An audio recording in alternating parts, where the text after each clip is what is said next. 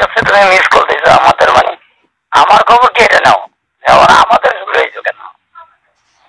না সীমা আপু কেমন আছে? সীমা আপা।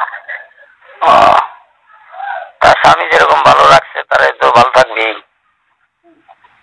এই যে তা আপনাকে মানে তো আপনার ফ্যামিলির কথা জিজ্ঞেসি, আর কার কথা জিজ্ঞাসি?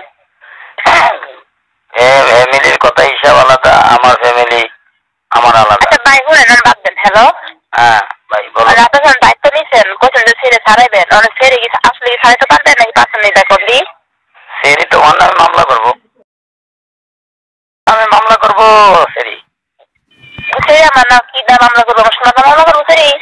শোনা না কি, এটা তুমি দেখতে পারবা, এটা আইন আছে একটা, আইনের প্রেক্ষাপটে যেটা হয়, আইনের সম্পদ তুমি বুঝো? ইয়েস অবশ্যই, আমি একজন আইনি স্টুডেন্ট। তুমি কি ওর আগে বিয়ে হয়েছে তোমার ফ্যামিলি নিয়ে, নাকি তুমি এই প্রতারণার সাথে ফেলায় তুমি বিয়ে হয়েছো? যখন আমার কথা বাদ দেন তখন আপনি শুনেন মনোযোগ দিয়ে পেতে বলো।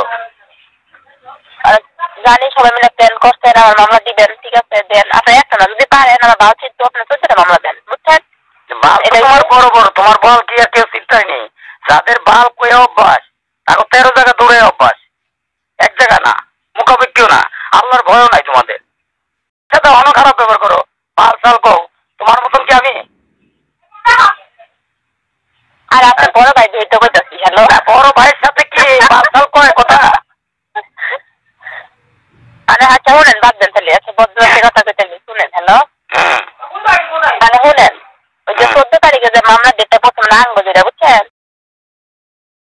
100 দেখ 10 দেখ কোনো বিষয় না, বুঝছেন?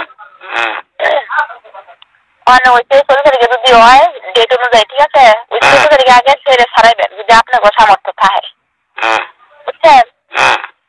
আমি সেটি মাসে নেই বলছি, যদি মন চায় আমার নামে 100 মামলা দিন, এটা আমার দেওয়ার বিষয় না, ঠিক আছে?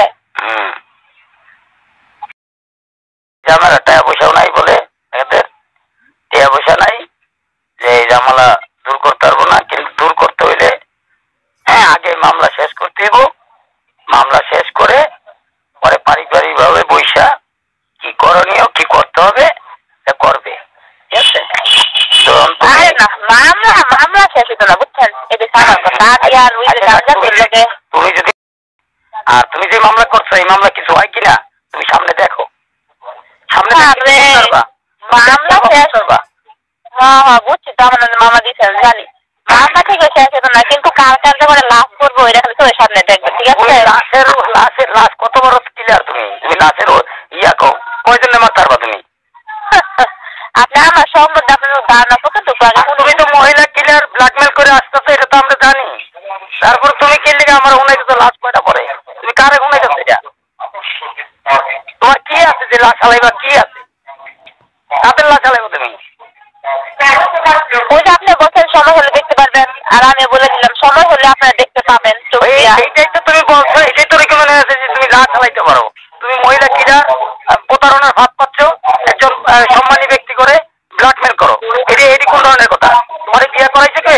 না তুমি টেকে নিয়ে এই সন্ত্রাস ধরা করে তুমি লাশ চালাইতে পারো যেহেতু, তাহলে তুমি কাজেও কিনে নিছো, উকিলেও কিনছো, কোর্টও তুমি কিনতে পারো, এরকম ভাবতাম। আমি যা স্পষ্ট করি নাই, বুঝছেন? কইলাম সময় দেখতে পারবেন। তুমি মানে হারুনের দালাল, আওয়ামী লীগের দালাল